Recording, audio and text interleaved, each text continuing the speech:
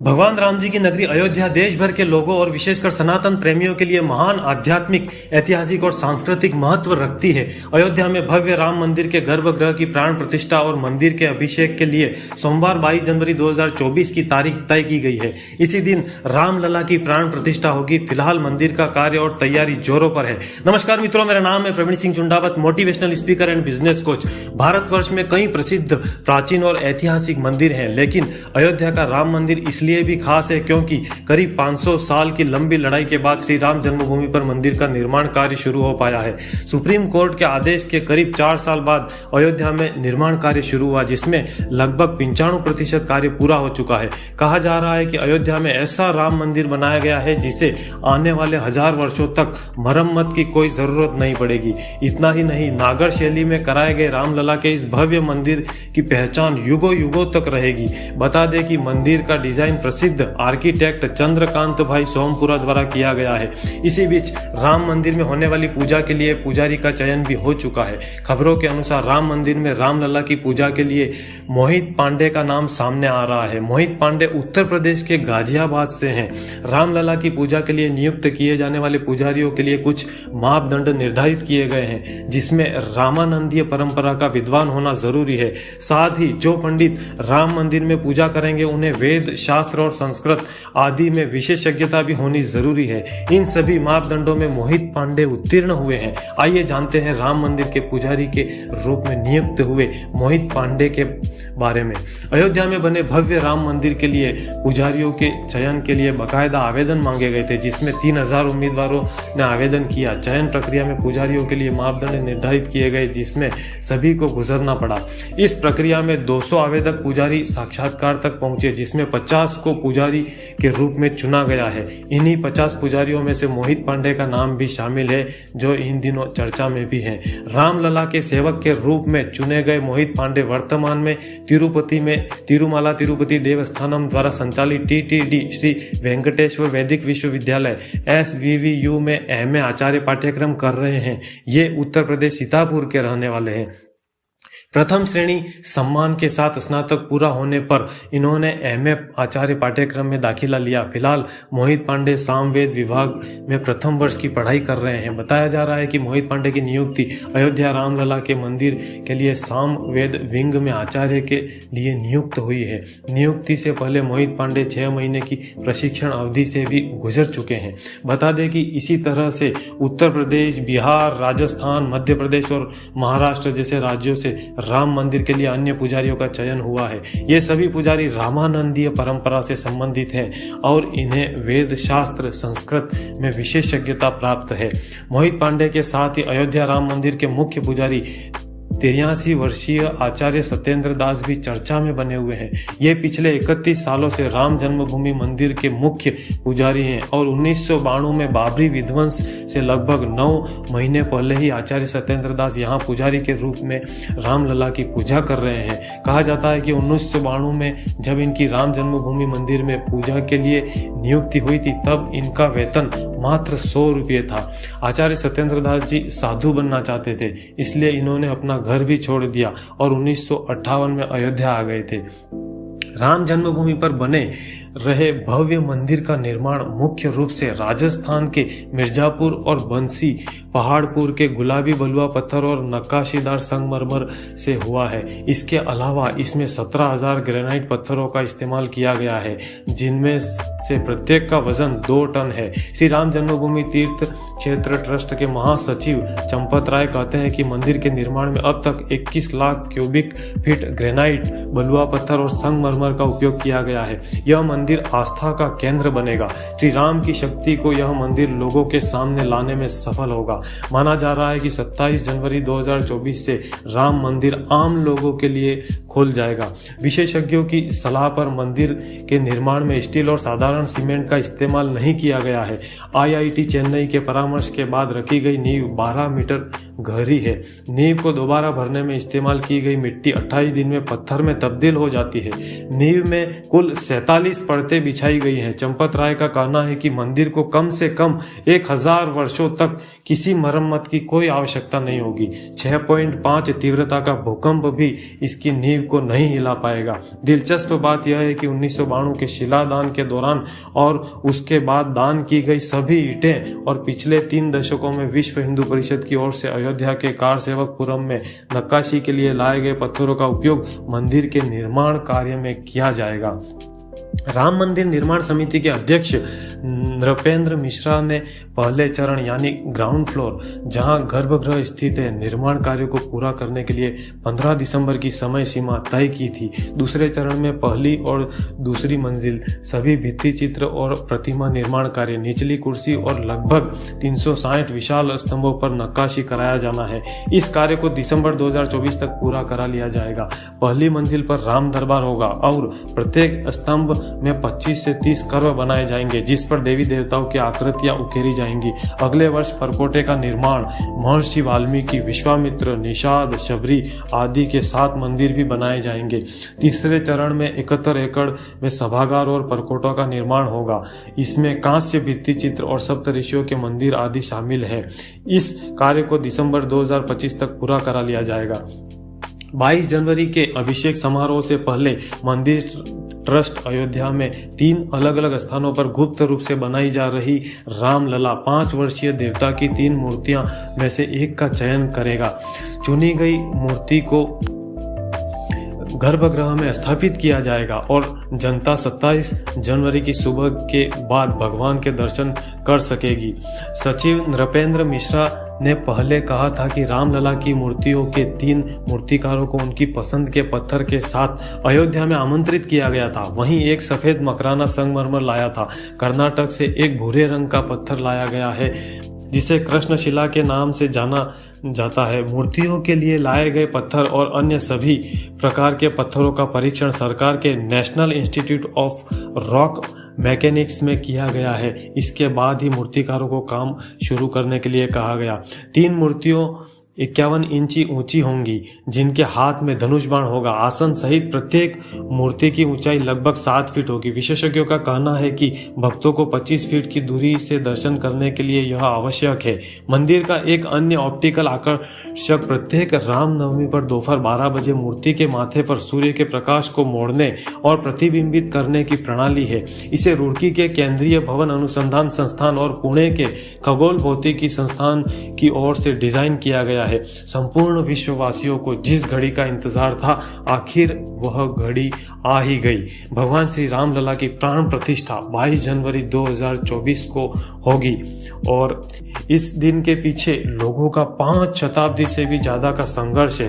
असल में पूरा विवाद 1528 से शुरू हुआ था। मुगल बादशाह बाबर ने विवादित जगह पर मस्जिद का निर्माण कार्य कराया। हालांकि हिंदुओं का दावा था कि यहाँ पर भगवान राम का जन्म हुआ। आइए जानते हैं तब से आज तक का पूरा इतिहास। बाबर ने 1528 में अपने सेनापति मीर बाकी को अयोध्या के भव्य राम मंदिर को तोड़ने का आदेश दिया। इतिहासकार कानिंघम के अनुसार श्री राम मंदिर को बचाने के लिए हिंदुओं ने जान की बाजी लगा दी थी। 1,74,000 हिंदू वीरों के बलिदान के बाद ही मुगल मंदिर को हानि पहुंचा सके थे। मंदिर इतना मजबूत बना हुआ था कि तोड़ने के लिए तोप के गोलों का इस्तेमाल करना पड़ा था। मंदिर को नष्ट करने के बाद जलाल शाह ने हिंदुओं के खून का गारा बनाकर लखोरी ईंटों से बाबरी मस्जिद का निर्माण कराया था। बीटी नरेश महताब सिंह को जब मंदिर पर आक्रमण की जानकारी मिली तो उन्होंने बद्रीनाथ तीर्थ यात्रा रद्द कर दी और सैनिकों के साथ मीर बाकी से जा भिड़े। 17 दिनों तक चली भीषण जंग में दोनों ओर के असंख्य सैनिक मारे गए। अंत में महताब सिंह समेत राम भक्त व्रत कहरी भी वीर गति को प्राप्त हुए। हंसवर रियासत के राजा रणविजय सिंह के कुल पुरोहित देवदीन पांडे ने 70,000 योद्धाओं के साथ बाबर की सेना से श्री राम जन्मभूमि के लिए संघर्ष किया। युद्ध में बुरी तरह से घायल हो जाने के बावजूद अनेक मुगल सैनिकों को मौत के घाट उतारा और अंत में वीर गति को प्राप्त हुए। हंसवर रियासत के राजा रणविजय सिंह को अपने पुरोहित देवदीन पांडे के मृत्यु का समाचार मिला तो उन्होंने अपनी महारानी जय कुंवरी को सत्ता सौंप दी और खुद 25,000 सैनिकों को लेकर श्री राम जन्म जन्मभूमि मुक्त कराने के लिए निकल पड़े और अंत में वीर गति को प्राप्त हुए। राजा रणविजय सिंह के बलिदान के बाद जय कोवरी ने आनंद संप्रदाय के महंत स्वामी महेश्वरानंद के साथ मिलकर श्री राम जन्मभूमि का संघर्ष जारी रखा। स्वामी महेश्वरानंद के नेतृत्व में मठों, मंदिरों और अखाड़ों के असंख्य नागा संप्रदाय, गोरक्षपंथी, दिगंबर, निर्मोही, निर्मले और निर्वाणी साधुओं ने भी शस्त्र उठा लिए। सब ने अपने अपने त्रिशूल, भाले और तलवार आदि हथियार उठा लिए। परशु इन्होंने शत्रुओं पर छापामार युद्ध की नीति अपनाई। मीर बाकी इतना डर गया कि ताशकंद भाग गया। हुमायूं के काल में भी महारानी जय कोवरी और स्वामी महेश्वरानंद लगातार संघर्ष करते रहे।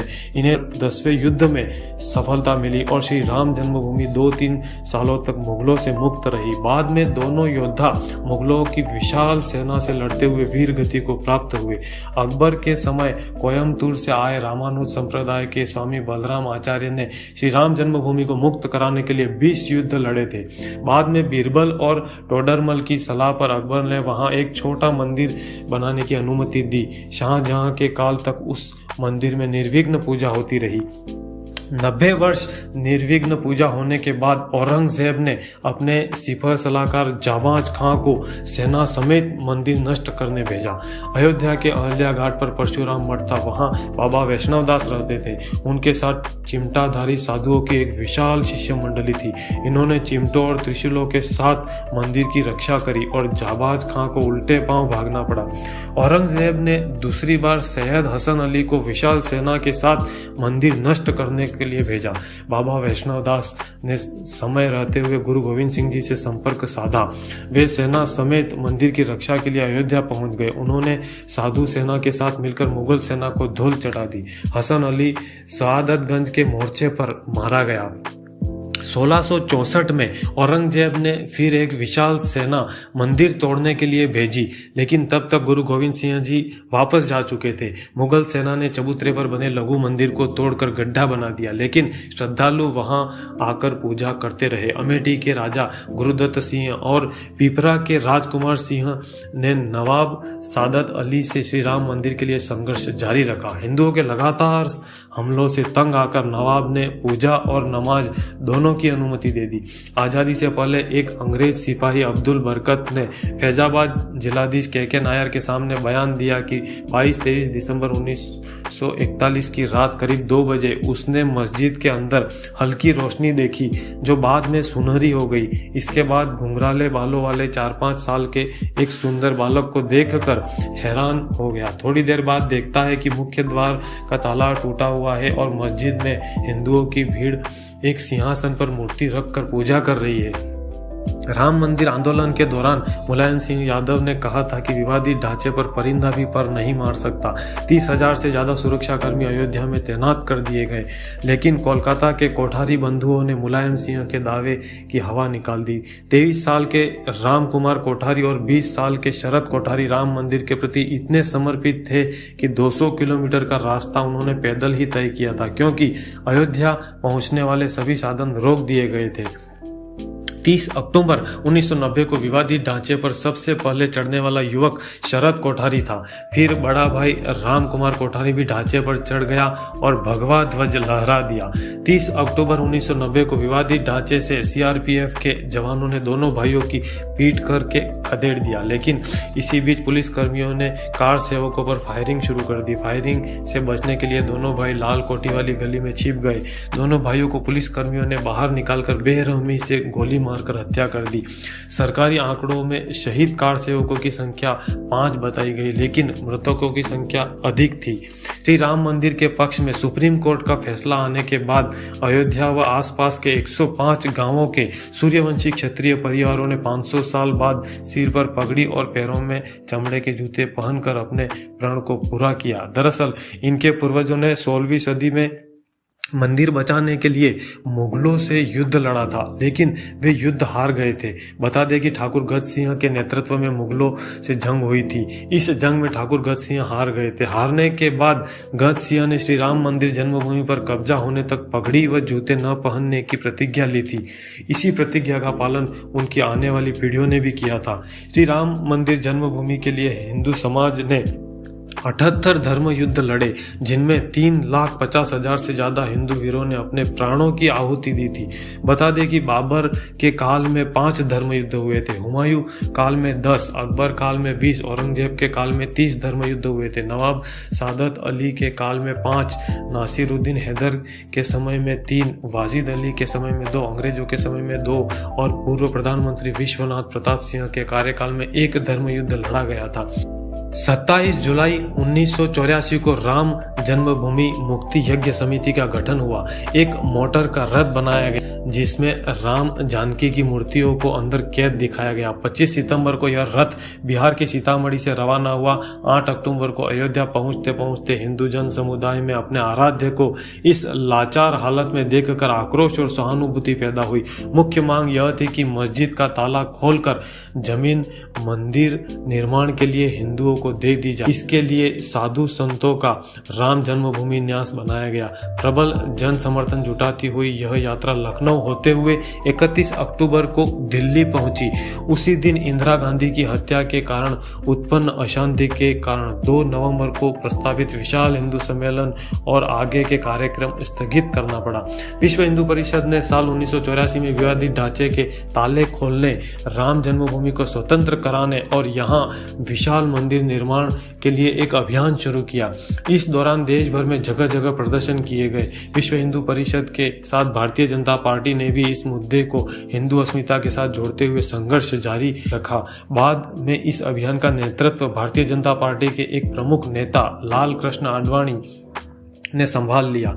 1986 में फैजाबाद जिला न्यायाधीश की ओर से पूजा की इजाजत दी गई, तब ताले दोबारा खोले गए। हालांकि इससे नाराज मुस्लिम पक्ष ने बाबरी मस्जिद एक्शन कमेटी गठित करने का फैसला लिया। 1989 में मंदिर के नजदीक नींव रखी विश्व हिंदू परिषद ने राम मंदिर निर्माण के लिए अभियान तेज किया और विवादित स्थल के नजदीक राम मंदिर की नींव रखी गई। 1992 में बाबरी मस्जिद ढहा दी गई। 6 दिसंबर को कार सेवकों ने भारी संख्या में अयोध्या पहुंचकर विवादित ढांचा एक बार फिर ढहा दिया। इसके परिणाम स्वरूप देश भर में हिंदू और मुसलमानों के बीच सांप्रदायिक दंगे भड़क उठे, जिसमें 2000 से ज्यादा लोग मारे गए। इसी दौरान अस्थायी राम मंदिर भी बनाया गया। इसके बाद से ही मंदिर निर्माण के लिए पत्थरों को तराशने के काम में तेजी भी आई। दिसंबर 1992 में ही लिब्राहन आयोग गठित किया गया। 2001 में फिर तनाव बढ़ा। बाबरी मस्जिद विध्वंस की बरसी पर तनाव बहुत ज्यादा बढ़ गया और विश्व हिंदू परिषद ने विवादित स्थल पर राम मंदिर निर्माण करने का अपना संकल्प दोहराया। 2003 में हाईकोर्ट से मिले निर्देश पर पुरातत्व सर्वेक्षण विभाग ने विवादित स्थल पर खुदाई की। विभाग ने दावा किया कि खुदाई में विवादित ढांचे के नीचे मंदिर के अवशेष होने के प्रमाण मिले हैं। विवाद सुलझाने के लिए प्रधानमंत्री अटल बिहारी वाजपेयी ने अयोध्या समिति का गठन किया। वरिष्ठ अधिकारी शत्रुघ्न सिंह को हिंदू और मुसलमान नेताओं के साथ बातचीत के लिए नियुक्त किया गया। फरवरी 2002 में गुजरात दंगे हुए। भारतीय जनता पार्टी ने उत्तर प्रदेश विधानसभा चुनाव के लिए अपने घोषणा पत्र में राम मंदिर निर्माण के मुद्दे को शामिल करने से इनकार कर दिया। विश्व हिंदू परिषद ने 15 मार्च से राम मंदिर निर्माण कार्य शुरू करने की घोषणा कर दी। सैकड़ों हिंदू कार्यकर्ता अयोध्या में इकट्ठा हुए। अयोध्या से लौट रहे हिंदू कार्यकर्ता जिस रेलगाड़ी में यात्रा कर रहे थे, उस पर गोधरा में हुए हमले में 58 कार्यकर्ताओं को ट्रेन के डिब्बों में दरवाजा बाहर से बंद कर दिया गया और पेट्रोल छिड़क कर आग लगा दी गई, जिससे वह अंदर ही जिंदा जल करके मारे गए। 2002 में कोर्ट ने यथास्थिति बरकरार रखने को कहा। 13 मार्च को सर्वोच्च न्यायालय ने अपने फैसले में कहा कि अयोध्या में यथास्थिति बरकरार रखी जाएगी और किसी को भी सरकार द्वारा अधिग्रहित जमीन पर शिला पूजन की अनुमति नहीं होगी। केंद्र सरकार ने कहा कि अदालत के फैसले का पालन किया जाएगा। 15 मार्च 2002 को विश्व हिंदू परिषद और केंद्र सरकार के बीच इस बात को लेकर समझौता हुआ कि विश्व हिंदू परिषद के नेता सरकार को मंदिर परिसर से बाहर शिलाएं सौंपेंगे। राम जन्मभूमि न्यास के अध्यक्ष महंत परमहंस रामचंद्र दास और विश्व हिंदू परिषद के कार्यकारी अध्यक्ष अशोक सिंघल के नेतृत्व में लगभग 800 कार्यकर्ताओं ने सरकारी अधिकारी को अखाड़े में शिलाएं सौंपी। जनवरी 2003 को रेडियो तरंगों के जरिए यह पता लगाने की कोशिश की गई कि क्या विवादित राम जन्मभूमि बाबरी मस्जिद परिसर के नीचे किसी प्राचीन इमारत के अवशेष दबे हैं। कोई पक्का निष्कर्ष नहीं निकाला। अप्रैल 2003 को इलाहाबाद हाई कोर्ट के निर्देश पर पुरातात्विक सर्वेक्षण विभाग ने विवादित स्थल की खुदाई शुरू की। जून महीने तक खुदाई चलने के बाद आई रिपोर्ट में कहा गया कि उसमें मंदिर से मिलते जुलते अवशेष मिले हैं। जून 2003 को कांची पीठ के शंकराचार्य जयेंद्र सरस्वती ने मामले को सुलझाने के लिए मध्यस्थता की और उम्मीद जताई कि जुलाई तक अयोध्या मुद्दे का हल निश्चित रूप से निकाल लिया जाएगा, लेकिन ऐसा कुछ नहीं हुआ। अप्रैल 2004 को आडवाणी ने अयोध्या में अस्थायी राम मंदिर में पूजा की और कहा कि मंदिर का निर्माण जरूर किया जाएगा। जुलाई 2004 को शिवसेना प्रमुख बाल ठाकरे ने सुझाव दिया कि अयोध्या में विवादित स्थल पर मंगल पांडे के नाम पर कोई राष्ट्रीय स्मारक बना दिया जाए। जुलाई 2005 को 5 हथियारबंद चरमपंथियों ने विवादित परिसर पर हमला किया, जिसमें 5 चरमपंथियों सहित 6 लोग मारे गए। हमलावर बाहरी सुरक्षा घेरे के नजदीक ही मार डाले गए। 6 जुलाई 2005 को इलाहाबाद हाई कोर्ट ने बाबरी मस्जिद गिराए जाने के दौरान भड़काऊ भाषण देने के मामले में लाल कृष्ण आडवाणी को भी शामिल करने का आदेश दिया। इससे पहले उन्हें बरी कर दिया गया था। साध्वी रीतम्भरा जी एवं उमा भारती द्वारा अपने प्रवचनों में देश के नौजवानों को सनातन संस्कृति एवं श्री राम जन्मभूमि पर मंदिर निर्माण हेतु प्रोत्साहित किया गया था। 20 अप्रैल 2006 को कांग्रेस के नेतृत्व वाली यूपीए सरकार ने लिब्राहन आयोग के समक्ष लिखित बयान में आरोप लगाया कि बाबरी मस्जिद को ढहाया जाना सुनियोजित षड्यंत्र का हिस्सा था और इसमें भाजपा, राष्ट्रीय स्वयंसेवक संघ, बजरंग दल और शिवसेना की मिलीभगत थी। जुलाई 2006 को सरकार से अयोध्या में विवादित स्थल पर बने अस्थायी राम मंदिर की सुरक्षा के लिए बुलेट प्रूफ कांच का घेरा बनाए जाने का प्रस्ताव किया। इस प्रस्ताव का मुस्लिम समुदाय ने बहुत विरोध किया और कहा कि यह अदालत के उस आदेश के खिलाफ है जिसमें यथास्थिति बनाए रखने के निर्देश दिए गए थे। 19 मार्च 2007 को कांग्रेस सांसद राहुल गांधी ने चुनावी दौरे के बीच कहा कि अगर नेहरू गांधी परिवार का कोई सदस्य प्रधानमंत्री होता तो बाबरी मस्जिद न गिरी होती। उनके इस बयान पर तीखी प्रतिक्रिया हुई एवं देश भर में विरोध भी हुआ। 30 जून 2009 को बाबरी मस्जिद ढहाए जाने के मामले की जांच के लिए गठित लिब्राहन आयोग ने 17 वर्षों के बाद अपनी रिपोर्ट प्रधानमंत्री मनमोहन सिंह को सौंपी। 7 जुलाई 2009 को उत्तर प्रदेश सरकार ने एक हलफनामे में स्वीकार किया कि अयोध्या विवाद से जुड़ी 23 महत्वपूर्ण फाइलें सचिवालय से गायब हो गई है। 24 नवंबर 2009 को लिब्राहन आयोग की रिपोर्ट संसद के दोनों सदनों में पेश हुई। आयोग ने अटल बिहारी वाजपेयी और मीडिया को दोषी ठहराया और नरसिंह राव को क्लीन चिट दी। 2011 में मामले की सुनवाई कर रही इलाहाबाद हाई कोर्ट की लखनऊ पीठ ने विवादित क्षेत्रों को रामलला विराजमान निर्मोही अखाड़ा सुन्नी वल्फ बोर्ड को बराबर 3 हिस्सों में बांटने का फैसला दिया, लेकिन यह फैसला सभी पक्षों को स्वीकार नहीं था। 9 नवंबर 2019 को सुप्रीम कोर्ट ने अपने फैसले में कहा कि विवादित भूमि पर बनेगा मंदिर। मुस्लिम पक्ष को दूसरी जगह जमीन देने के आदेश दिए गए। 5 अगस्त 2020 को भगवान राम मंदिर निर्माण के लिए भूमि पूजन हुआ और अब रामलला की प्राण प्रतिष्ठा होगी 22 जनवरी 2024 को। मार्ग के मित्र, मुझे तो हिंदुस्तानियों के दिल से यह आवाज सुनाई दे रही है कि हिंदुओं के बलिदानों का अमर फल मिल जाएगा। राम जन्मभूमि की गाथा महाकाल भी गाएगा। भारत में फिर भगवा ध्वज लहराएगा। भारत की इस पुण्य भूमि में राम राज्य आ जाएगा।